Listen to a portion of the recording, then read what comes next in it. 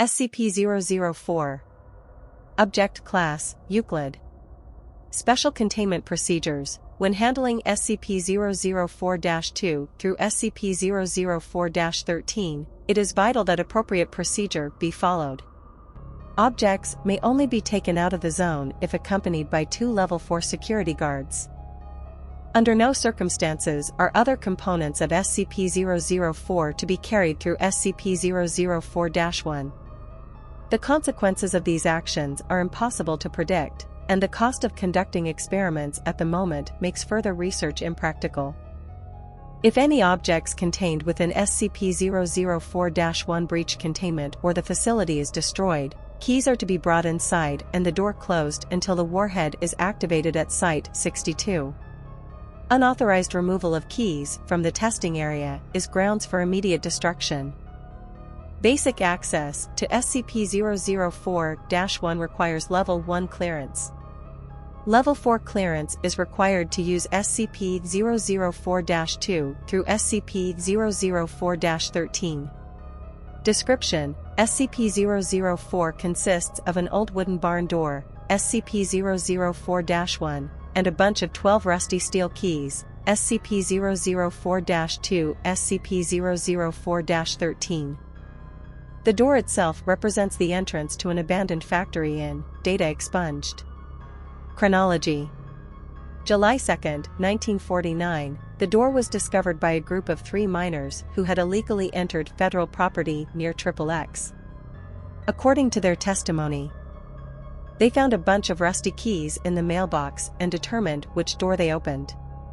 The juveniles were taken into custody after they contacted Sheriff XXX and reported that one of them, SCP-004-CAS-01, was missing.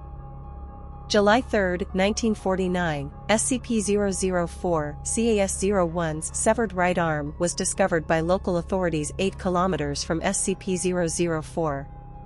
Other body parts of SCP-004-CAS-01 were found within a 32 kilometers radius of the factory. During interrogation, the detained juveniles admitted that after opening the door with one of the keys, SCP-004-CAS-01 was torn into several pieces, which then disappeared. From that moment on, Foundation agents took over the investigation. July 4, 1949, Agent XXX seized a set of keys from local authorities to begin testing. Testing has shown that all instances of SCP-004-2 through SCP-004-13 fit the lock on the barn door. 12 D-Class personnel were assigned to test the properties of the door. Each of the 12 test subjects used a separate key to enter the door, however, only 2 survived.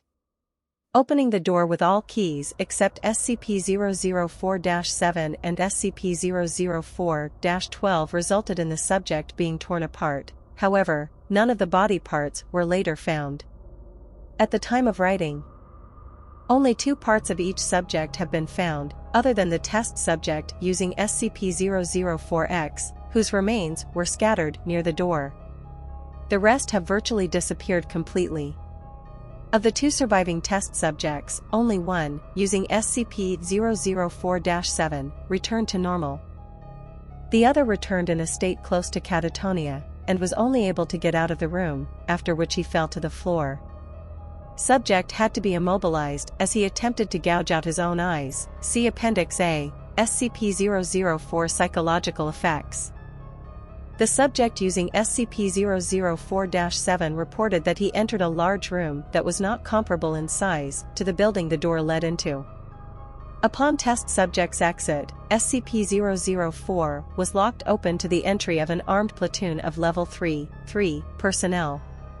The size of the room is unmeasurable, and the door frame and people walking in are the only objects in the room that can be touched or illuminated.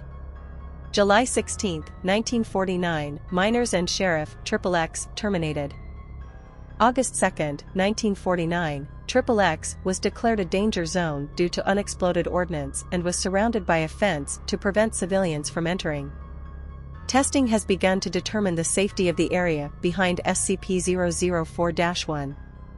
December 1, 1950, spatiotemporal anomalies caused by exposure to SCP-004 are confirmed. Tests have been suspended. 07/02/19XX, parts of SCP-004, CAS-01's body that had not been found before suddenly appeared near SCP-004. Despite his long-time death, the remains did not decompose and are still warm, and the blood has not clotted. Body parts sent for testing. 07/04/19XX, body parts of one of 12 test subjects appeared near SCP-004, CAS-01 in a manner similar to SCP-004, CAS-01. The remains have been designated SCP-004, CAS-02. Both SCP-004, CAS-01 and SCP-004, CAS-02 have been recorded using SCP-004-XX. March 21, 1999, due to the rapid increase in the number of nuclear weapons in the world and the threat of World War III, construction of a bunker inside SCP-004-1 began XX years ago. The bunker is designed to hold XX man-days of supplies. April 21, 1999, XX ordered that the containment area inside SCP-004 be expanded to accommodate all movable instances of SCP-XXX and the SCP Foundation's XX petabyte database. The complex has been renamed Area 62. September 24, 2000, Site-62 begins functioning. Construction of laboratories and chambers designed to contain the most dangerous objects is completed. Database backup started. January 25, 2001, due to temporal anomalies, see spatiotemporal anomalies below, all personnel working at Site-62 are required to remain inside at all times. Families of employees must be informed that their loved ones have died in a work accident. Cloned bodies prepared for burial. August 14, 2003, a massive power outage occurred in the northeastern United States and Canada.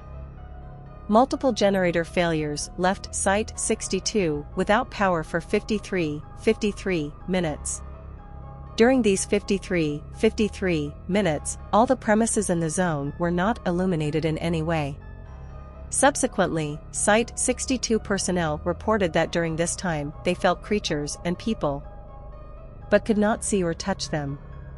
Selected personnel were allowed to read XXX Appendix A, after which they said that the creatures they felt were of human size, but were otherwise similar to the described large green creature. Spatiotemporal anomalies. SCP-004 appears to generate spatiotemporal anomalies. Personnel leaving the zone report the loss of time. Employees who have been inside the site for weeks claim to have been there for several days, as evidenced by their records and the amount of supplies consumed. Other temporal anomalies associated with SCP-004-02 through SCP-004-13 include the appearance of body parts of SCP-004, CAS-01 and SCP-004, CAS-02 exactly X years after SCP-004-XX was used. XXX was assigned to investigate all aspects of these anomalies. Spatial anomalies include the impossibly large size of the area opened by SCP-004-7. In addition, a power outage incident in 2003 showed that an alternate dimension also existed at the location of Site-62. Additional entries. Testing of SCP-004 has shown that 10 keys open SCP-004-1's entrance to another dimension, where the laws of physics and topology are strikingly different from what we are used to. Subjects exposed to these hazardous conditions were torn to pieces, which ended up in various locations, of which only 3 appear to be on Earth. At 2 points, the material appears immediately, while at the third it appears exactly XX years later. The other 7 locations are unknown. Currently, testing is focused on 2 areas. The first is to find a way to survive SCP-004's dangerous environment. The second, data expunged, suggests that SCP-004-2 through SCP-004-13 can open other doors as well.